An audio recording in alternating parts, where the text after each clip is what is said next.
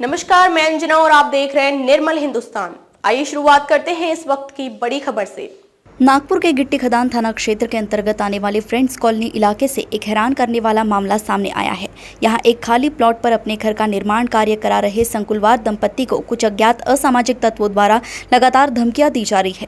अपने ही मालिकाना हक की जमीन पर नियमों के तहत निर्माण कार्य करने के बावजूद इस दंपत्ति को भारी मानसिक प्रताड़ना का सामना करना पड़ रहा है। सर्व सविस्तर सांगा, कोणाकडून प्लॉट घेतला, कधी प्लॉट घेतला, कितीचा प्लॉट होता? प्लॉट मालक आमचे जे होते ते गणेश बोडके होते, पहिलेचे जे मालक होते त्यांच्याकडनं आम्ही प्लॉट घेतला. प्लॉटचे पूर्ण डॉक्युमेंट्स क्लिअर केले, आधी पडताळणी केली, प्रॉपर्टी पेपर म्हणजे ते पेपरला जे ॲडव्हर्टाइजमेंट देतात ती ॲडव्हर्टाइजमेंट आम्ही दिली. त्याच्यानंतरच आम्ही पूर्ण जी प्रोसिजर आहे ती केली. त्यानंतर आता बांधकाम करायला जात असताना तिथे आम्हाला बांधकाम करू देत नाही. तिथे प्लॉटला आमचाच प्लॉट असून आम्ही आमच्या ऐपतीनुसार इकडून तिकडून पैसे जुळवाजुळव करून स्वतःचे इन्व्हेस्टमेंट खर्च करून आम्ही तो घेतलेला प्लॉट आहे. तिथे आम्हाला परमिशनच नाही बिलकुल जायची. तिथे दुसरे कोणी जाऊ शकतात, फक्त आम्हाला सोडून तिथे सगळे जाऊ शकतात. तिथे गेले असता आम्हाला जीवे मारण्याची धमकी, पोलिसांसमोर कापून टाकायची धमकी, अशा धमकी देत असतात तिथे सगळे. पण तिथे कोणाचाच काही इंटरफेरन्स नसतो की बा तुम्ही अशा धमकी का बरं देताय त्यांना. त्यांचा प्लॉट आहे, त्यांचा खासगी प्लॉट आहे, ते कधीही येऊ शकतात. नाही, आमच्याकडे जे डॉक्युमेंट्स आहेत ते खोटे आहेत.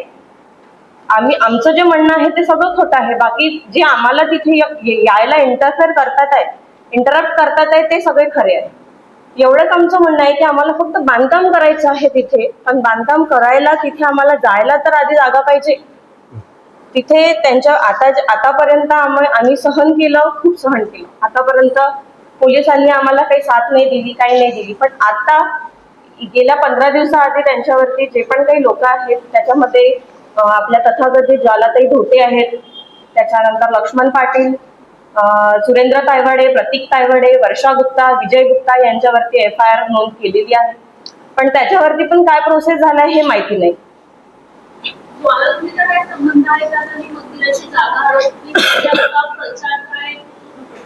बघा, आमची जागा जी आहे ती आमच्या जागेवरती आहे.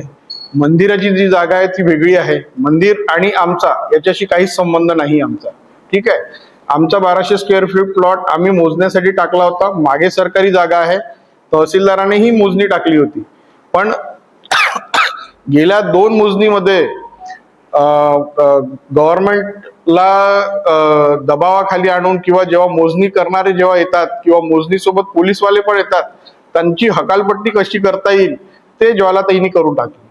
आम्ही इतक्या दिवसापासून जेव्हा आम्ही प्रोसेसनुसार चाललोय, आम्ही सगळ्या गोष्टीला फॉलो करतोय. जे डॉक्युमेंट्स हवे मालकी हक्काचे ते आमच्याकडे आहे. आमचा प्लॉट मोकळा आहे.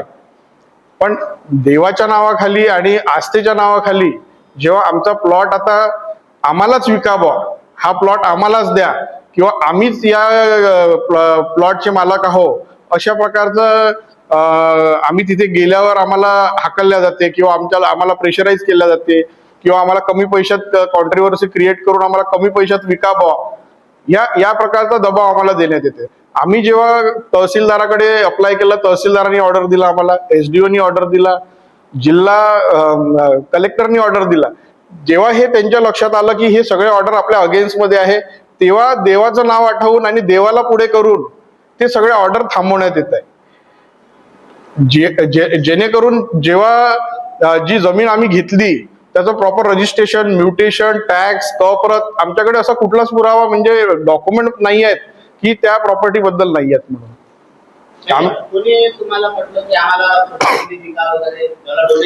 ज्वाला डोटेंनी आम्हाला 3दा आम्हाला म्हटलंय की बुवा आम्हाला हा प्लॉट देऊन द्या, तुमचे पैसे आम्ही तुम्हाला देऊन देऊ. ठीक आहे, आम्ही हा 2025 9व्या महिन्यात आम्ही ह्याचं रजिस्ट्रेशन केलंय. हा 42 लाखाचा प्लॉट घेतला आम्ही. आमच्या ऐपतीनुसार आम्हाला 1200 फूट आम्हाला सर तेवढीच आहे, 45 लाख रुपये आहे. आमचा जो सौदा झाला 42चा झाला. 40 लाखाचा त्याचा आहे, 40 लाख त्याचा स्टॅम्प ड्युटी आहे. पण आम्ही 42 लाखाचा सौदा झाला. 42 लाखावर आम्ही स्टॅम्प ड्युटी भरून प्रॉपर त्याचं रजिस्ट्रेशन करून त्यानंतर कप्रत पासून तर टॅक्स रिसिप्ट पर्यंत सगळे डॉक्युमेंट आमचे क्लिअर आहे. 42 लाखाला द्यायला तयार आहे का तेच मला विचारायचं. तुम्ही जर नाही, तुम्ही आमच्यासोबत संपर्क साधा, आम्ही तुमचे पुरेपूर पैसे आम्ही तुम्हाला देऊ, पण आम्हाला तो प्लॉट विकायचाच नाहीये ना. आम्हाला उगीच प्रेशराईज करून आम्ही प्लॉट कशाला विकू कोणाला. आम्ही दिला नाही म्हणून मी खोटे हा, खोटे. अडथळा निर्माण करताय. गेल्या आम्ही आता 3 महिन्यापासून FIR करायच्या प्रयत्नामध्ये आहोत. शेवट आता आमची मागच्या महिन्यात FIR झालेली आहे ट्रेस पासिंगची. त्यानंतर आता गेले आता 8 दिवस आणि हे 5 दिवस, 13 दिवस उलटून गेले, पण अजूनही सूचनापत्र नाही दिलंय त्यांना बोलवून. म्हणजे त्यांना माहित पण नाही का त्यांची FIR झाली आहे.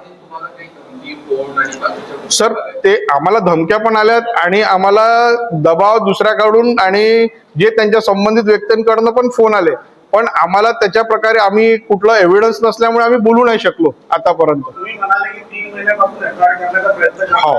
तुम्ही तक्रारपत्र किंवा NC वगैरे त्यांनी दिली नाही का पोलीस स्टेशननी? आम्ही जेव्हा गेलो सर पहिल्यांदा, त्याला FIR नाही झाला, पण NC किंवा तक्रार आमच्याकडे आहेत ना. आमच्याकडे ज्या रिसिव्ह घेतल्या आम्ही, त्या आम्ही सगळ्या रिसिव्ह आहेत. माझ्याकडे पोलीस स्टेशनची रिसिव्ह आहे, मी ACP ला दिलेली रिसिव्ह आहे, DCP ला दिलेली रिसिव्ह आहे, जॉईंट कमिशनरला दिली, CP ला दिलेली रिसिव्ह आहेत माझ्याकडे. त्यानंतर आमची FIR झाली. भूखंड जे आहे, भूखंड. मुळामध्ये 2 भूखंडाचा वाद आहे का, की देवस्थानाची जागा? नाही सर. तुम्ही घेतलेल्या भूखंडाची जागा वेगळी. तुम्ही जेव्हा भूखंड घेतला त्यांच्याकडनं, त्यावेळेस तुम्ही तो मोजून तुमच्या जागा का नाही घेतला? सर, आम्ही ते मोजणी केली. जेव्हा आम्ही हा प्लॉट घेतला, तेव्हा आम्ही प्रॉपर जो मालक होता तो आणि मी मिळून प्रॉपर टेप लावून आम्ही मोजणी केली. आमचा प्लॉट 1200 आमच्या जागेवर आहे. आमच्या प्लॉटच्या समोर जर मंदिर आहे तर आता तुम्ही केली म्हणजे तो नकाशा असेल, त्या नकाशाप्रमाणे कायम करून ते मोजणी का? हो. शासकीय अधिकाऱ्यांना करून तुम्ही ते तशी हद्द कायम करून तुम्ही तुमच्या जागा घेतला का? हद्द कायम करून म्हणजे ओपन प्लॉट आहे माझा. दोन्हीकडून जागा बंद आहे, तिन्हीकडून आता वॉल कंपाऊंड झाल्यासारखी आहे. तर आता कुठे हद्द कायम करणार आहे आपण आणि कुठं गेट लावणार आहोत? देवस्थान मंदिराचा जो प्रश्न येऊन आलेला आहे, मंदिराची जागा वेगळी आहे. हा, मंदिराबद्दल मी सांगून देतो. मंदिर हा जो आहे, हा बाजूला जो अर्धा प्लॉट धारक आहे गुप्ता यांनी बांधलेला आहे. तो प्लॉट बळकावण्याच्या याच्यामध्ये त्याच्यावर अॅट्रॉसिटी पण गुन्हा दाखल झाला याच्या अगोदर. तर जे मंदिर आहे तो आमचा विषयच नाही आहे. मंदिर जसं आहे तसंच राहील. विहीर आहे, तिथे विहीर खोदली आता त्यांनी. पहिले तर विहीर बुजवली होती गुप्तानी, मग आता ज्वालाताईंनी ती विहीर ओपन केली. आमच्या प्लॉटवर नाहीये, ती PWDच्या जागेवर आहे, पण आमच्या प्लॉटच्या समोर रस्त्यावरती आहे ती. तर त्याची आम्ही भूखंडाकडे आम्ही टाकला आहे, त्याची जिल्हा परिषदला दिला आहे, महानगरपालिकेला आम्ही सांगितलं आहे. तर जे आमच्याकडून झालं, जे कॉमन मॅन एक माणूस करू शकतो का, अर्ज देऊन त्याचे फॉलोअप घेऊन रिक्वेस्ट करू शकतो का याच्यावर ऍक्शन घ्यावा म्हणून, ते करून आज आम्हाला 9 महिने होऊन गेले, पण आजही आम्हाला कुठल्याच प्रकारचं म्हणजे असं समाधानी कारण मिळालेलं नाही. तहसीलदारांनी ऑर्डर दिलाय, तहसीलदार त्याला फॉलो नाही करत. तो म्हणते माझं ज्युडिक्शन नाही. महानगरपालिकेला बोलावं तर ते म्हणतात की ते तहसीलदाराची जागा आहे, तहसीलदार काढेल तिथलं अतिक्रमण. आमच्या मागच्या बाजूला जी सरकारी जागा आहे तिथे एक पाटील म्हणून राहतात, ते आमच्या प्लॉट मधून जाणं येणं करतात, ट्रेस पासिंग करतात. आम्ही 2दा तिथे वॉल कंपाऊंड केली, ते 2हीदा त्यांनी काढली. तिसऱ्यांदा आम्ही वॉल कंपाऊंड करायला गेलो, त्यांनी आम्हाला सांगितलं की अॅट्रॉसिटी लगाऊंगा तेरे ऊपर. हे आम्ही आमच्या FIR मध्ये पण लिहिलं आहे. इसके बाद आने का नहीं प्लॉट पे, गुप्ता को तो लगाया, तेरे पे भी लगाऊंगा. नाही आहे, ते गव्हर्नमेंटला आहे, त्याच्यात वेगळा रस्ता दिला आहे. ते 541 आहे, आमचं 542 आहे. धमक्या म्हणजे तिथे गेल्याबरोबरच गोळा करून घेतात ना. आम्ही तिथे गेल्याबरोबर जितकेही तिथले लोक आहेत ते म्हणतात मंदिर तोडणे आहे, जल्दी आओ. या प्रकारचं लोकांना बोलवून आणि त्यांना आस्थांसोबत जुळवून की अभी मंदिर टूट रहा है बा, अभी ये प्लॉट धारक संकुलवर आ गया. आणि आमच्या नावाने तर आम्ही तर बिल्डर म्हणून फेमस आहोत. मी एका प्रायव्हेट कंपनीमध्ये बँकेत असिस्टंट मॅनेजर आहो. प्रायव्हेट कंपनीमध्ये माझा हा कुठलाच बॅकग्राऊंड नाही आहे, पण माझ्या नावाने हे बिल्डर आहे संकुलवर. आम्ही एका नॉर्मल घरातले, आमचे वडील गव्हर्नमेंट सर्वंट आहेत, आम्ही कळमेश्वरचे आहोत आणि एकदम कॉमन आहोत आम्ही. आम्हाला एवढा प्रकार माहीतच नव्हता, नाही तर आम्ही हा प्लॉट नाही घेतला असता. पण प्लॉट घेताना आम्हाला कुठल्याच प्रकारचा त्रास नाही झाला. म्युटेशनला त्रास नाही झाला, मोजतानी त्रास नाही झाला, आम्ही त्या प्लॉटवर जाऊन बसायचो तेव्हाही त्रास नाही झाला. पण आम्ही ज्या दिवसापासून तिथं बांधकाम सुरू करायचा प्रयत्न केला त्या दिवसापासून ज्वालाताईला बोलवून, आजूबाजूच्यांनी ज्वालाताईला बोलवून आमच्यावर प्रेशर क्रिएट करायचं आणि त्यानंतर संबंधित पालकमंत्रीला फोन करायचा, मग त्याच्यानंतर तुमच्या खासदारांना फोन करायचा, हे असं प्रेशर क्रिएट करणं सुरू आहे आमच्यावरती. तुम्हाला काय वाटतं की काय कारणास्तव तुमच्या प्लॉटवर एवढ्या सगळ्या लोकांची नजर असण्याचा विचार आहे? तो प्लॉट रोडवर असल्यामुळे होऊ शकते.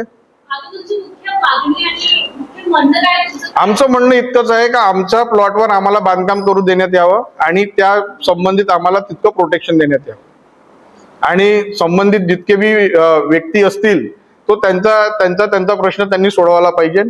आम्हाला मंदिराशी काही संबंध नाही, संबंध इन्सेस आम्हाला त्याला तोडायचा नाही किंवा आम्हाला त्याला कुठल्याही प्रकारचा हानी नाही पोचवायची आहे. तो छोटा आहे, त्याच्यापेक्षा मोठा करण्याचा प्रयत्न करू आम्ही, आम्हाला तर काही त्रास नाही. तो एक आम्हाला जायसाठी रस्ता आहे, सगळंच आहे आम्हाला.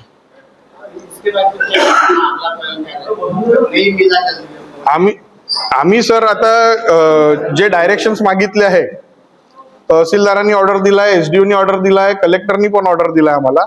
आता त्याच्यावर अंमलबजावणी नाही झाली म्हणून आम्ही आता कोर्टात जाणार आहोत डायरेक्शनसाठी आणि जेही आता ट्रेसपासिंगचा जो गुन्हा आहे त्याच्यासाठी आम्ही लढू आता समोर.